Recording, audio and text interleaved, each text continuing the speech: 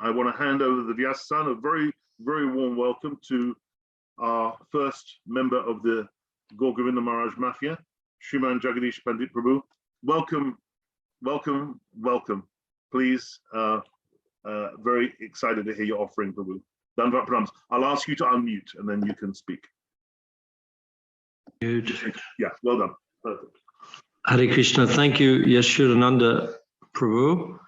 And for giving this opportunity, I'd like to first offer my humble obeisances to my Diksha Guru, Srila Gaur Govinda Swami Maharaj, Namo Vishnu Padaya, Krishna Prastaya Pule, Srimati Gaur Govinda Swami Sanabhane, and to Srila Narayana Maharaj, Namo Vishnu Padaya, Harikatha Prayatmane, Sriman Bhakti-Vedanta Narayana Gosvami Maharaj, and to all my Shiksha Gurus and all the Guru Vaishnava Acharyas who have come in the past and will come in the future, and to the divine couple Sri Radha Krishna, Gaur Nityananda, Krishna Balaram and Jagannath Baladev Subhadra, and all the Vaishnavas.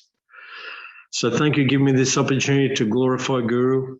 It's said that at every moment of the day we should think of our Guru, because it is he who's given us this greatest wealth, a hope that we can one day come out of this horrible cycle of birth and death. And as we can see in the world right now, planet Earth is not in such a good place. And had we have not had the knowledge from the previous acharyas and our Guru Varga, we'd be pretty stressed out, like we see a lot of people stressed out. So today I'd like to speak a few words about Srila Narayana Maharaj. Actually, I first started hearing about Srila Narayana Maharaj from Raghava Pandit, because Raghava Pandit was doing Srila Gaur Govinda Swami's books in those days, Gopal Jew publication, and he was going to Vrindavan, and Srila Narayana Maharaj was reading those books, and he was bringing back the books of Srila Narayana Maharaj and to my Guru Maharaj Srila Gaur Govinda Swami, and he was reading his books. And so I thought, wow, that's pretty far out. These two Vaishnavas reading each other's books. Who is this Narayana Maharaj? And then after my Guru Maharaj left this planet, because we heard from Srila Gaur Govinda Swami that if your hair is on fire, what will you do? You'll be screaming, where is water, where is water, where is water? And he said, in the same way, we're burning in this dreadful forest of material existence. So we should be screaming, where is sadhu, where is sadhu, where is sadhu? And Srila Gaur Govinda Swami's 99% of all these classes was the importance of sadhu sangha, how, and we made that book, Sadhu Sangha, the birthplace of bhakti. So without sadhu, a person is nowhere. And recently I was reading a book by Nimai Pandit about how without the sadhu, we cannot progress in spiritual life at all. So we need to accept a bona fide guru and follow his instructions.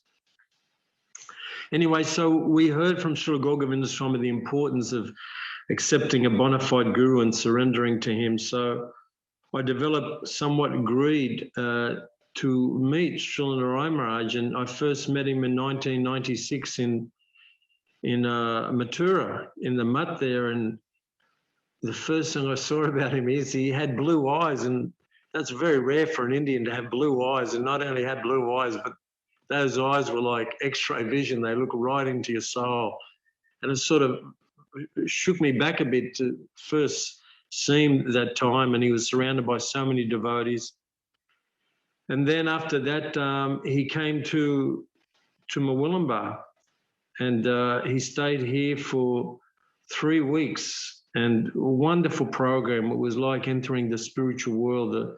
The talks he was giving about bhakti and were just wonderful. And I got to fall in love with this great Vaishnav, and he was very kind to me. And I had the good fortune of massaging him. So I used to go and massage him with, at that time, Naveen Krishna and Brajanath Prabhu. So it was really nice to get that intimate association with him. And he was always very kind. And I saw a lot of amazing things on his tours. I went on a lot of his tours, but in a few words, he could make anyone cry. I remember my brother came and saw him once, and Srila Narayana came right up to my brother and said, "I want to help you." And my brother's pretty much a tough guy, and he just started to cry. He said, "Wow, that was so heavy." And all Srila Narayana said is, "I want to help you." And my brother said, "That was really heavy." So he had that ability, just one or two words, he could completely transform someone's heart. One time we were in Los Angeles, the city of lost angels, lost souls. Anyway, one Maharaji was there, and she was talking to one of the girls there that was, what's the word for it? Trying to advertise the glories of America, and she was wearing a banner and wearing like a bit of a bikini. Anyway, she came up to Srila Narayana and Maharaji said, "Oh, Gurudev, she wants to ask a question." And she says, "Yes, she may ask." And she said, "I have a fear of death." And then Srila Narayana was answering, "You should not fear death. You are soul. We have nothing to do with this world." And a few more things he said. And by the time he was finished, this girl was just crying. And not only she was crying, but so many of the devotees were also like very teary-eyed by Gurudev's encouragement that, you don't have to worry in this world, that it's all a temporary place. So that was really amazing to see that in just one or two words, he could melt anyone's heart, and he was very attractive. Not only that, I saw that his disciples were so qualified and very humble, very humble. I hear that in the early days, the devotees weren't allowed to go from upstairs to downstairs without getting permission from Srila Gurudeva, and they had to learn so many slokas a day, and sometimes he beat the devotees. So he really taught them what is guru-disciple relationship by smashing their false pride. When I first went to Mathura, it's a custom that you have to go and ask, where's the temple president, and get his permission. That's what you do in ISKCON. You have to have a letter. You have to have, so many qualifications to be able to stay there. So I thought, I'm staying in the Mathuranath temple and I'm new here. Let me go and get permission from the temple president. So they said, the temple president's over there. That's him over there peeling potatoes. So I thought, okay, I'll go and ask him, or Prabhuji, they said that you're the temple president, and, I should come and see you so I can stay here. And then Premananda Prabhu said, "Who told you that?" And I says, "There's a Prabhu over there." And he says, "They're playing with you." He says, "Does it look like I'm the temple president? I'm just here peeling potatoes." He says, "You should go back and tell him to stop joking with you." So I went back and I said, "Why are you joking with me? He's not the temple president. Can you tell me where the temple president is?" Then they said, no, he's the temple president. He's just playing with you. So again, I went back and I said, "Prabhuji, they said you're the temple president." He says, "No, they're playing with you. Can't you understand?" So I was so confused. And then in the end, I found out actually he was the Mutt commander, and he was so nice to me, treated me so nice. And very rare that you see the temple president peeling potatoes with everyone else, like, just new bhakta, and he's still doing that. And when I left Mathura and I was coming back to Bhubaneswar, Premananda Prabhu called me to his room and he said, "Have you got prasad for the train?" I said, "No." And he gave me half a kilo of almonds, he gave me mango, he gave me so many fruits to take with me. And I had to tell him, "Prabhu, that's enough, don't give me any more." And he says, no, it's a long trip. And that just really melted my heart, because you can tell a tree by the fruits it gives, and the disciples of Srila Narayana are the fruits of those trees. And we see everywhere in the world, when I went on the tour, the disciples of Srila Narayana were so sweet. It was such a sweet mood wherever we went. I had the good fortune of cooking a lot on these tours, and it was just such a sweet mood. I just never wanted those days to ever end. The Harikatha, the plays, they used to do wonderful plays in Badger. And even one play, It was from the embankment of separation where Radha and Krishna are separated and then they meet. And you see Srila Narayana, he was like this, wiping his eyes and then back and then wiping his eyes and back. It was so heart-touching being there with such a great Vaishnava like Srila Narayana and having the good fortune to travel with him. So that was my very good fortune. And someone else has come on the line here.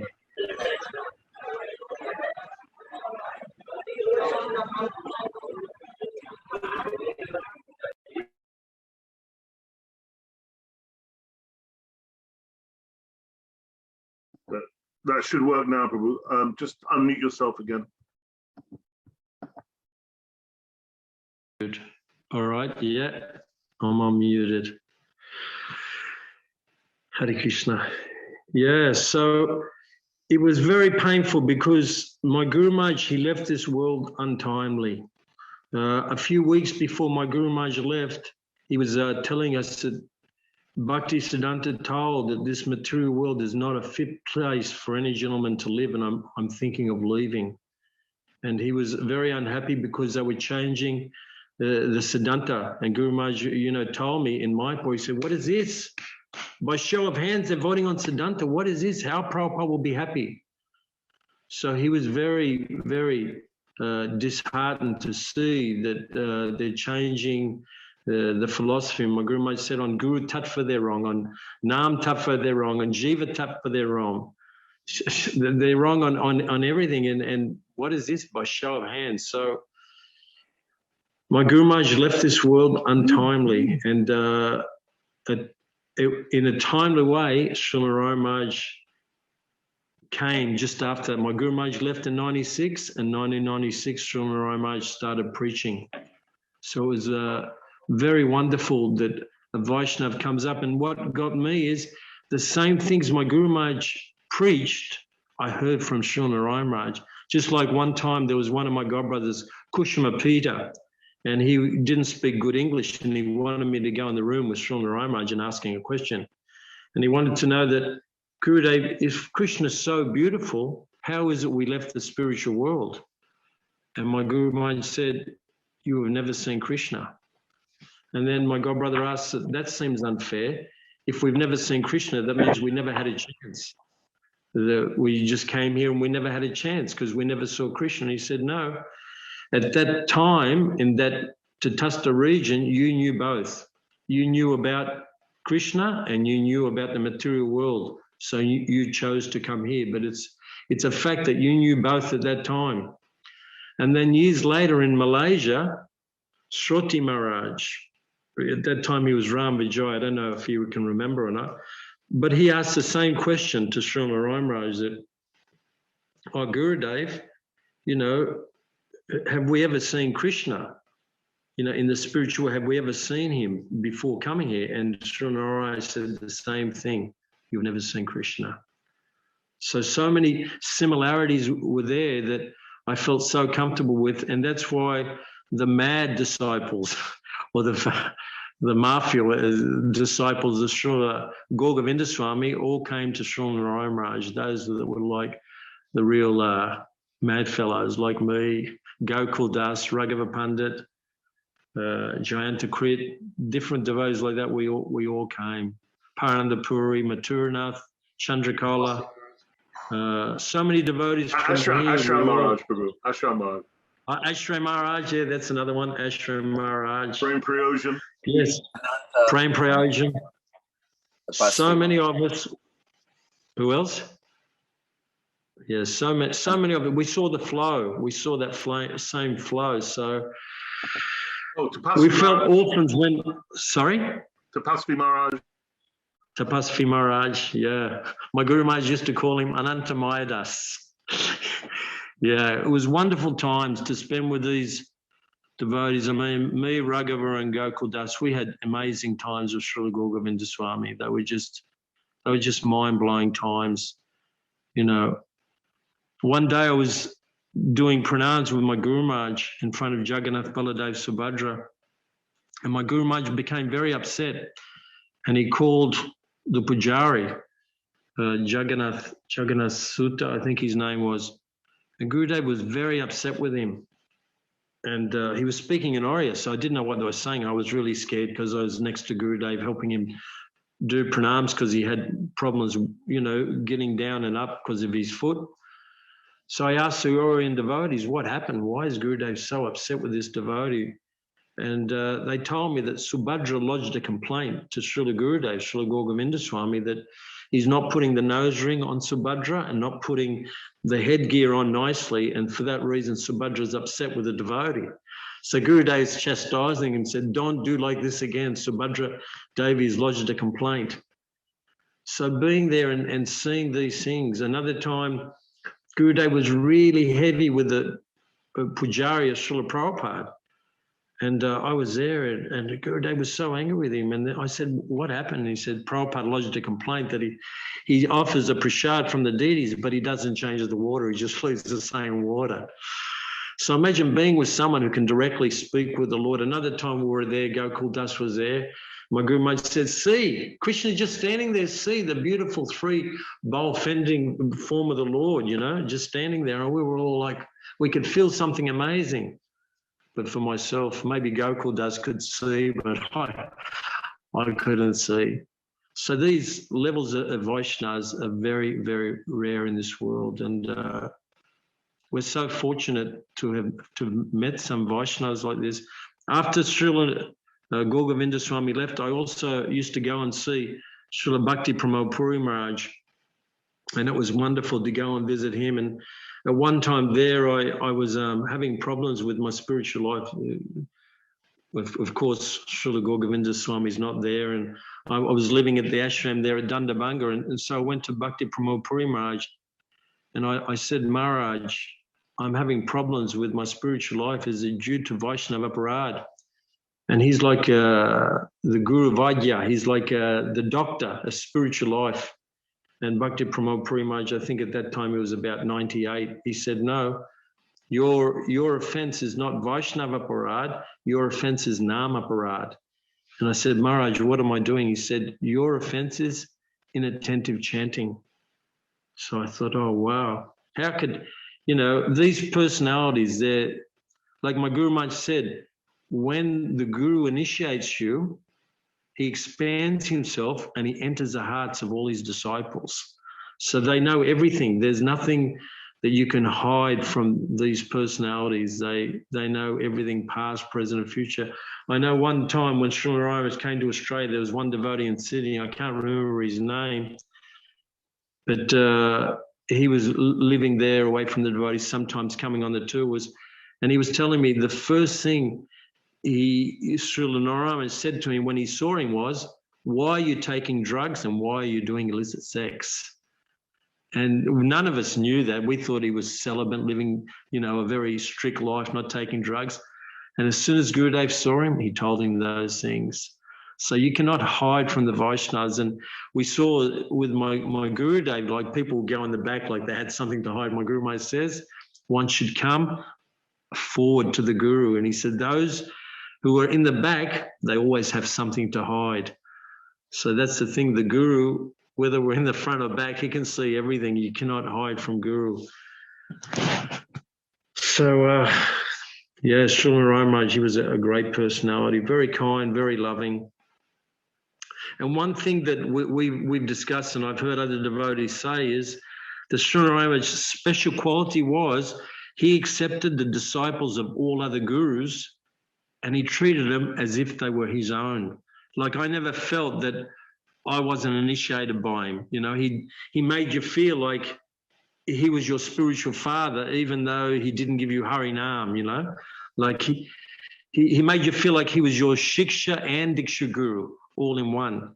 I remember when he came to Bali, I was there also, and I asked Gurudev, how come you've come to Bali? How come you're preaching everywhere?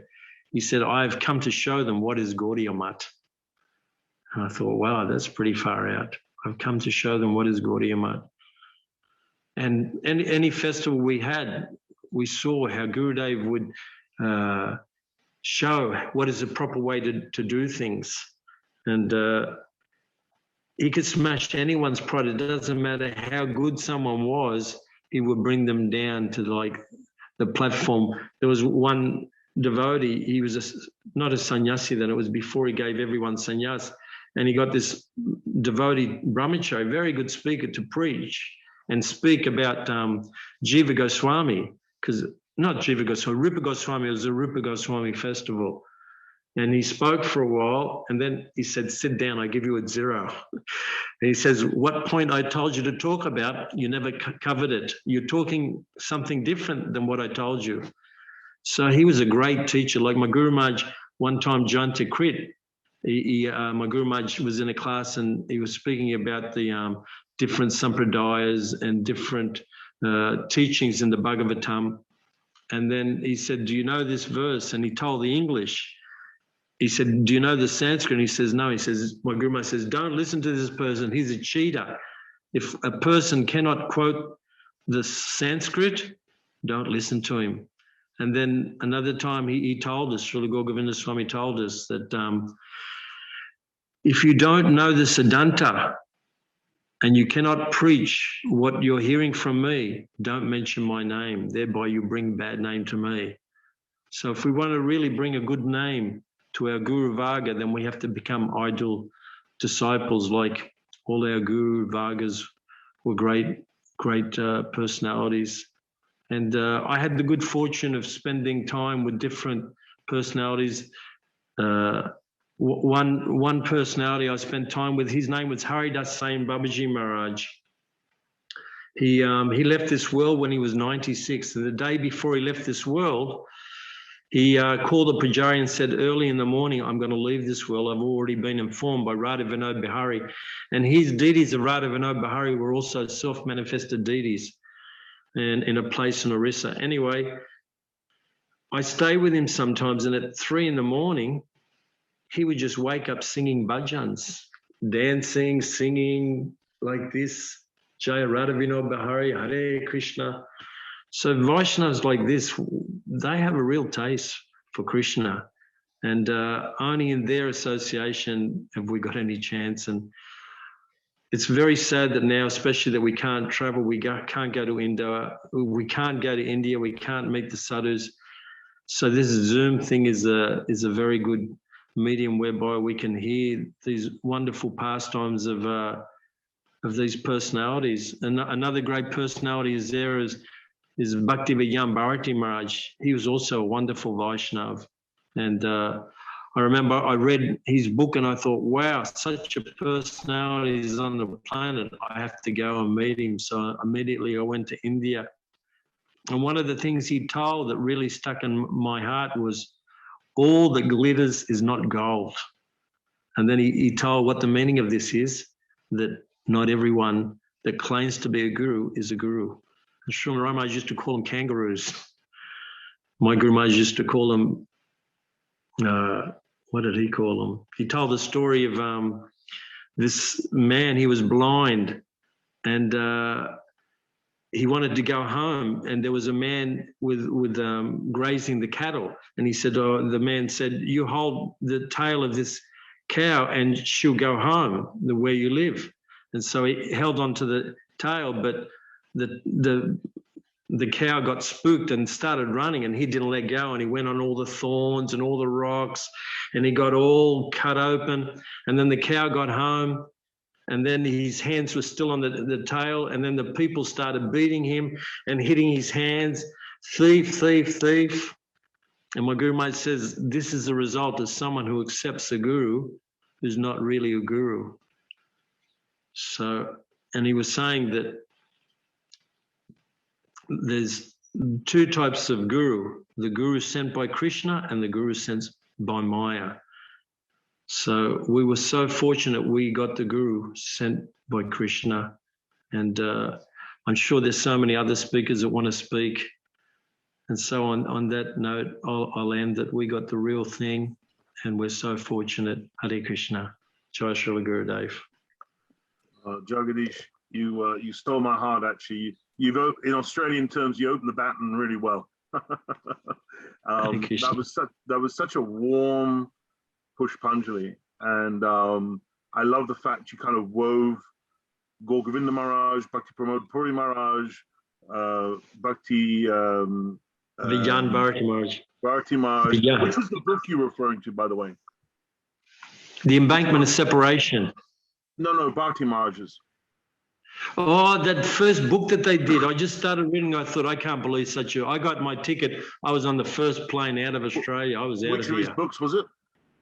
The first one he did. The first one. I don't know what it's called. There's one where he talks about something about serving all the Vaishnavas. It's amazing. Yeah, and then where he was a Brahmana. He was a Brahmana. Yeah. And, you know, he came to the temple and he got a Brahmana to cook for him.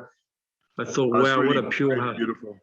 I mean, there's so many things I wrote down, so I'm just going to pick a couple of things because otherwise I don't want to eat into anyone else's time. But I thank you for bringing back into my heart how playful people are around Srila Gurudev, like the Prabhuji thing and how they were sending you back and forth. Really playful. Oh, I remember once when Gurudev stayed in my house, and Pundarik Prabhu, he's a brahmachari around Gurudev. He was super playful. And I bought these literally like submachine guns, water pistols. They were massive, and we were just chasing each other around the house, like 6 of us, like just going crazy, even through Gurudev's room. Gurudev was, I think he was somewhere else. And then at one point I'd cornered him, and he jumped out the first floor window, and I was like, "Oh my God, I've just killed one of Gurudev's brahmacharis!" But he was so agile. He just carried on running. And we just used to have fun like that. It was amazing. And Gurudev always used to have so much. That was, Premananda was just like an expansion of Gurudev's, you know, humorous mood. There was always a twinkle in Gurudev's eye as to what mischief can I cause, or how can I tease this devotee. I think, yeah, you really got me when you said about the inattentive chanting. I was like thinking, oh, what's he going to say? Whatever he's going to say is going to be what I need to work on right now. And it was like, oh God, inattentive chanting, totally. So thank you for that. That was very personally, very needed. And yes, and he was so inclusive. What you said about how Gurudev treats all the disciples like the same, like, yeah, totally. I mean, he gave so much respect to the Prabhupada disciples. Amazing. And yeah, we never looked around going, oh, he's a this disciple, he's a that disciple. Everyone just thought, well, anyone who's around Gurudev is around Gurudev. There weren't these distinctions. He was so broad-minded, so broad. In fact, even if you were agnostic, like my father, for example, he came to see Gurudev twice, and my father was totally agnostic, had no belief in God at all. But Gurudev charmed him so much and got into his heart that he said, if I believed in God, he'd be the one for me. So my father chose Gurudev. Oh, wow. If he believed in God. I mean, it was like, wow, amazing. So thank you so much, Prabhu. That was beautiful, absolutely beautiful. Okay. Hey, can I just tell you one? Please. Am I still there? I wanted to share one. You were saying about humor, actually, in where was it? In Melbourne, then in Dina Bundu's house in Melbourne. So it's only a really small house, and I went to see Gurudev. And it's only a small door and a small corridor. And when I got in there, Gurudev answered the door in his gamsha. And he said, yes. What do you want? And I says, Gurudev, I've come to see you. Oh. Then he let me in, and Gurudev pinned me against the wall with his arm. No. Yeah, he pinned me. He says, do you know, I used to be a policeman. And Gurudev just started to laugh. That's yeah, he's very jolly. Yeah, and he had me pinned up. He had me pinned up with his arm against the wall. That's beautiful. Once when I was on Paragram, and in that same... Once when I was on Paragram, he was with Tripakram Maharaj. I could see them, and I was there thinking, oh, I'm very near them. I'm kind of like, I'm in range, as it were. And I could see Gurudev pointing to me like, oh, here's a big fat cattle I've got from England, kind of thing, you know? I bought him from London. And then Gurudev pointed to me, and he literally wanted me, he said, put us both on your shoulders. I'll be on one shoulder, Tripakram Maharaj on the other shoulder. And I was like, you've got to be joking. I'm too clumsy. But he loved to joke. Oh, one last thing, and then I go, listen. When we were in Melbourne, one Catholic priest came to Srila Gurudev, right? And that Catholic priest had read the whole Bhagavatam. And he'd also met Srila Prabhupada when Prabhupada came to Australia. So what happened? He came in and Gurudeva was sitting in a chair. And when the priest came in the room, that priest went to sit down on the floor with all the devotees. And Gurudeva grabbed him and he said, no, no, no, you're my bosom buddy. You should sit here on the chair next to me. So they started to speak there and they spoke for a while and Gurudeva gave him so much respect, amazing amount of respect to this Catholic priest. And when that priest left, you know what he said? In my life, I have met two saints, Prabhupada and your Gurudev. That's what this priest said. Wow. In my life, I've met two saints. Wow. Beautiful. And that's a Catholic priest who's read the whole Bhagavatam. That was his outlook. Beautiful. Yeah, that's beautiful. that's a very powerful statement. Very. Okay, beautiful. Thanks.